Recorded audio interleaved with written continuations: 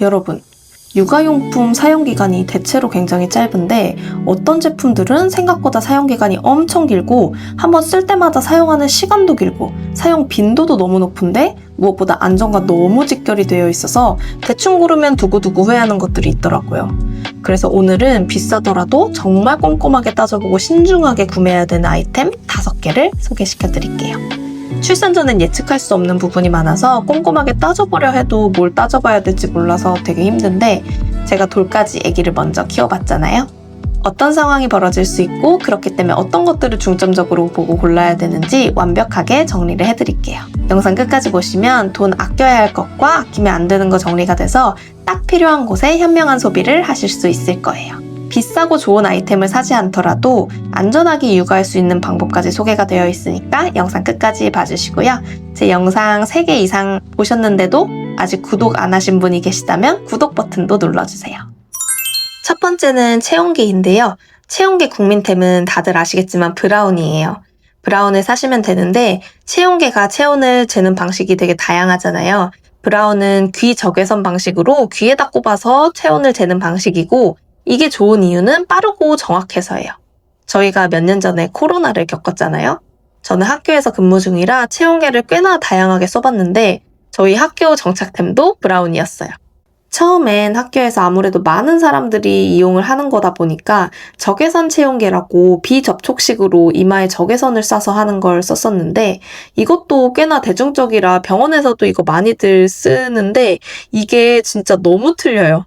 특히 에어컨 틀려 있는 곳에서 재거나 하면 숫자가 약간 틀리는 게 아니라 이게 뭐지 싶게 틀릴 때가 있어요.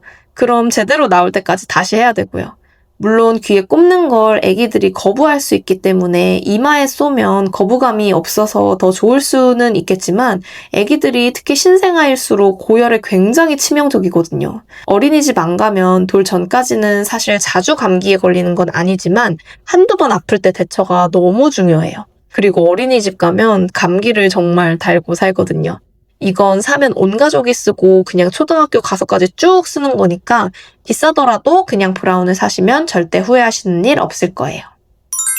두 번째는 아기띠인데요. 올해 좀 크게 났던 뉴스 중에 아기띠 추락사고 들어보셨어요? 이게 다양한 아기띠를 사용해보지 않으신 임산부가 이 뉴스를 보면 대체 아기띠에서 어떻게 아기가 추락을 하나 싶으실 수 있는데 슬링 형태나 힙시트를 사용해보시면 추락하기가 너무 쉽다는 거를 아실 거예요. 사실 이건 제품의 잘못이라기보다는 좀 사용자의 부주의함도 큰 원인이 돼서 발생하는 사고들인데 먼저 슬링 형태는 아기가 밑으로 쏙 빠질 수가 있어요. 아니면 이게 아기 허리를 지지해주는 부분이 있다고 해도 어른이 손으로 아기 허리를 잘 받쳐주지 않으면 아기가 중심을 잃으면서 뒤로 추락할 수가 있거든요. 저는 코니 슬링 힙시트를 지금도 잘 쓰는데 엉덩이 부분 미끄럼 방지도 잘 되어 있고 아기 허리도 잘 받쳐주는 디자인인데도 불구하고 가끔 밑으로 아기가 스르르 내려와서 떨어질 뻔한 적이 한두 번 있기는 하거든요. 슬링 말고 힙시트도 비슷한데 얘는 어깨가 확실히 편하고 아기가 확실히 덜 무거워서 너무 좋긴 한데 등받이 없이 엉덩이 받침대만 착용하고 쓰시는 분들이 많거든요. 래퍼 빈지노님 아시죠? 그분도 그 비싼 아티포페 아기띠가 있으시면서도 인스타에 올라오는 사진 보면 맨날 등받이 없는 힙시트에 아기 태우고 다니시더라고요.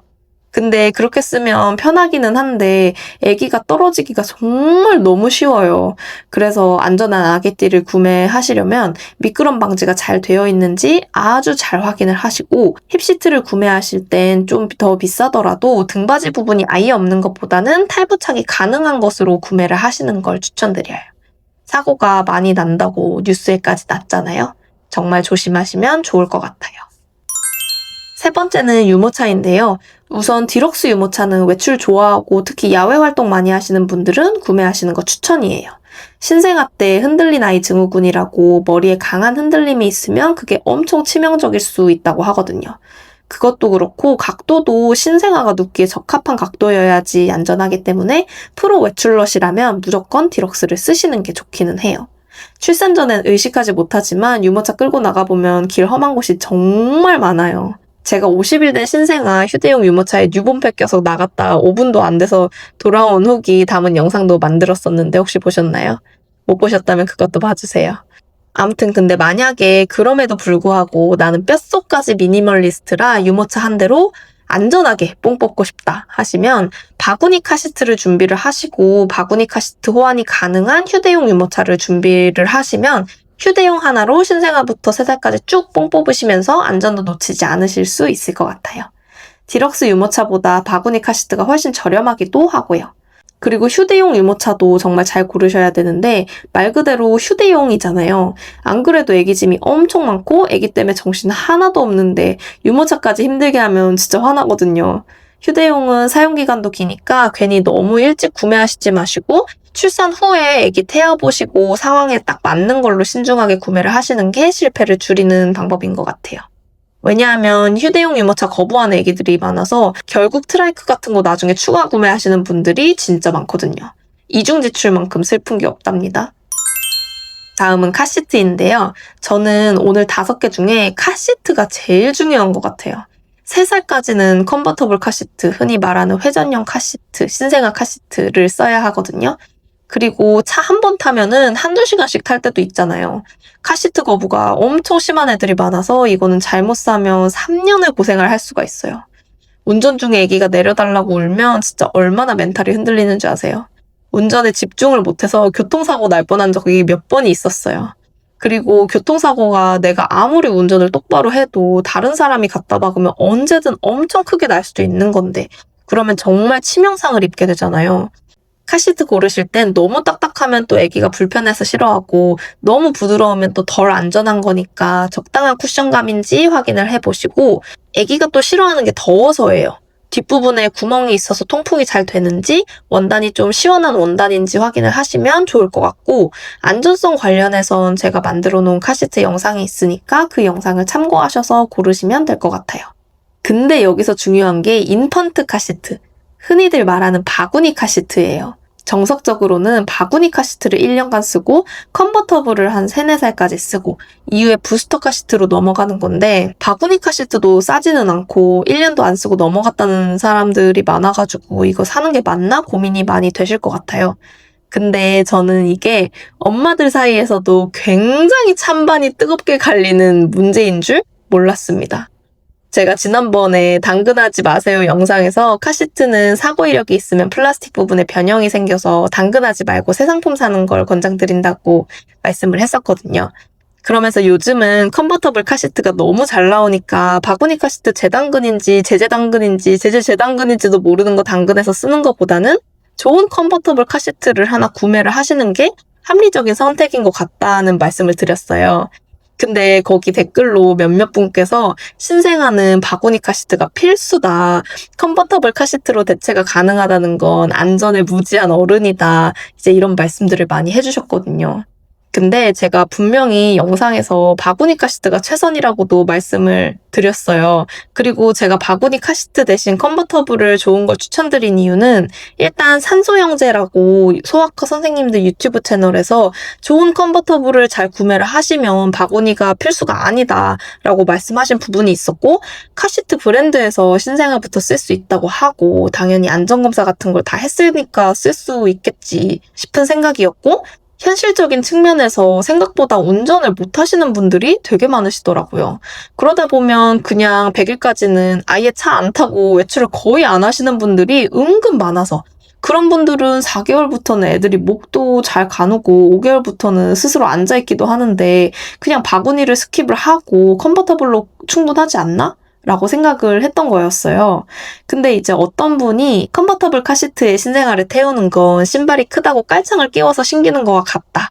깔창을 끼워서 신겨도 아기가 잘 걷기야 하겠지만 그게 아기 발에 좋은 건 아니지 않냐 말씀을 하셨는데 이 비유를 듣고 납득이 바로 가더라고요. 근데 결국 모든 건 부모의 선택이니까 저는 그냥 오늘 저의 영상이 여러분께서 좋은 결정을 내리는 데 도움이 되었으면 좋겠습니다. 그리고 그때 댓글로 아이와차라는 카페를 알려주셨어요. 혹시 안전에 매우 진심이신 분들은 거기서 정보를 찾아보시면 정말 좋을 것 같습니다. 저도 계속 공부 중인데 카시트 영상은 공부를 좀 더 빡세게 해서 다시 만들어 보려고 계획 중이에요. 마지막은 하이체어인데요. 돌돌트, 트립트랩을 사야 하냐?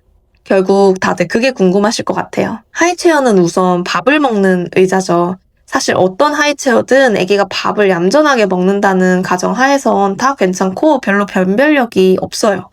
근데 문제가 되는 건 아주 높은 확률로 아기가 여기서 엄청 일어나려고 하고 그러면서 낙상사고가 일어날 수 있고 또 아기가 좀 커서 걷기 시작하면은 여기에 매달리다가 전복사고가 나는데 그러면 굉장히 크게 다칠 수가 있어서 안전한 걸 사야 된다고 하는 거예요. 그렇기 때문에 우선 너무 쉽게 흔들리는 제품은 피하시는 게 좋을 것 같고 너무 가벼운 것도 아기가 앉은 상태에서 움직이면 쉽게 전복될 수가 있어서 피하시는 게 좋을 것 같아요. 그리고 반드시 안전벨트가 있는 걸로 구매를 해주셔야 돼요. 여기서 아기가 스스로 일어날 수 있을까 싶은데 아기들이 은근 똑똑해서 몸을 요리조리 움직여서 막 일어나요. 그래서 확실하게 안전하기 위해선 안전벨트 필수예요. 그리고 트레이가 너무 쉽게 빠지면 또 아기가 장난치다가 트레이가 쑥 빠지면서 아기가 앞으로 떨어질 수가 있으니까 트레이가 확실하게 락이 걸리는 제품인지 잘 확인을 하시고요. 사실 이런 부분만 잘 충족이 되면 반드시 트립트랩을 사야 될 필요는 없다고 생각을 해요. 하지만 돌돌트라는 말이 있는 이유는 트립트랩이 1972년도에 출시된 제품이래요. 근데 그럼에도 불구하고 사고 이력이 엄청 적어서 이제 안전한 하이체어의 대명사가 되었고 또 디자인도 어느 집에나 무난하게 잘 어울리고 요즘은 유보시트라고 신생아부터 이용 가능한 액세서리도 잘 나오기 때문에 국민템이 되지 않았나. 하지만 트립트랩이 너무 부담스럽다 해서 만약에 안 산다면 과연 대안은 무엇이냐. 6개월에 아기가 혼자 좀 잘 못 앉아 있을 때는 범보 의자라는 걸 쓰시면 되고요. 여기에 트레이도 부착이 가능하니까 여기에 앉혀서 먹이시면 되고 이후로는 그냥 바닥에 상 펴놓고 앉아서 먹이시면 됩니다. 사실 이게 제일 안전하죠. 그리고 저희 때는 다 바닥에 앉아서 먹으면서 크지 않았나요? 근데 이제 이거의 문제는 아기들이 밥을 먹는데 딱 집중해서 먹는 애들이 별로 없어요. 아마 엄청 돌아다니고 음식물 묻은 손으로 이거저거 다 만져서 집이 엉망이 되기는 할 거예요. 제가 영상 처음에 비싸고 좋은 아이템 안 사도 안전 육아하는 법 알려드린다고 했잖아요. 그게 뭐냐면 안전하게 사용하는 방법을 잘 숙지하는 거예요. 아무리 좋은 아기띠를 사도 착용을 이상하게 하면 낙상사고가 일어날 수 있는 거고 아무리 제일 좋다는 유모차, 카시트, 하이체어를 다 사도 안전벨트 안 하고 보호자가 부주의하면은 언제든 크게 사고가 날 수가 있어요. 좋은 제품을 사는 것보다 안전하게 사용하는 방법을 잘 숙지를 하고 보호자가 잘 관찰을 해야 되는 게 우선이 되어야 하니까 제품 구매 시 주의사항을 꼼꼼하게 읽어보시는 것도 추천드려요. 오늘 영상이 도움이 되셨다면 앞으로도 좋은 정보들이 가득 담긴 영상들이 계속 업로드될 예정이니까 구독 부탁드려요. 오늘도 끝까지 시청해주셔서 감사합니다.